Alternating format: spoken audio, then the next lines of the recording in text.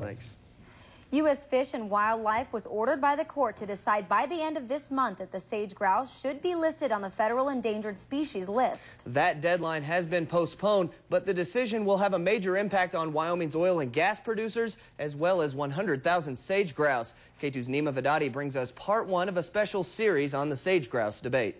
Ryan Lance in the governor's office says they've been working to preserve sage grouse habitats in their core areas, and that a federal listing could upset a delicate balance.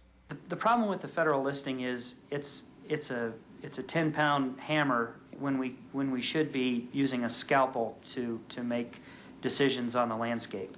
The federal listing would add another barrier to energy extraction at a time when energy industry insiders say it's becoming increasingly difficult to get drilling permits. Millions of dollars just to try to keep up with regulations. You have to hire more staff to make sure that all of the regulations are in check and that you're doing what you're supposed to be doing. Imagine you hire all these staff and then sage-grouse season comes into play. All the laborers, the coal bed natural gas workers can't go out into the field right now. They're basically out of work. The gas industry typically slows down in the springtime for sage grouse mating season and relies on the summer to bounce back. Some are worried the grouse debate might contribute to a continued slowdown. Tool pusher Troy Ricevich recently got demoted. He says now is not a good time for work in the oil and gas fields. But this is the first time I've seen a downturn like this. A lot of the people that I work with and around are all out of work right now and laid off or taking wage cuts.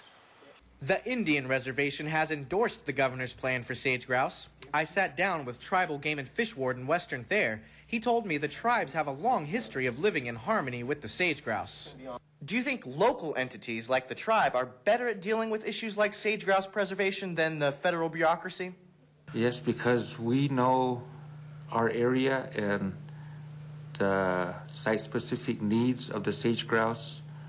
We see where they're at and what the habitat needs are, opposed to someone in Washington, D.C. However, U.S. Fish and Wildlife says even if they decide that listing is warranted, it could take up to 2 years before the grouse is actually on the list and regulations come into play. It's important people realize there is time, regardless of what the answer is now, to continue to provide information and engage the process. Everyone I've spoken to says they want to see the sage grouse preserved. The question seems to be by who and how. Signing off, this is Nima Vedati, K2 News.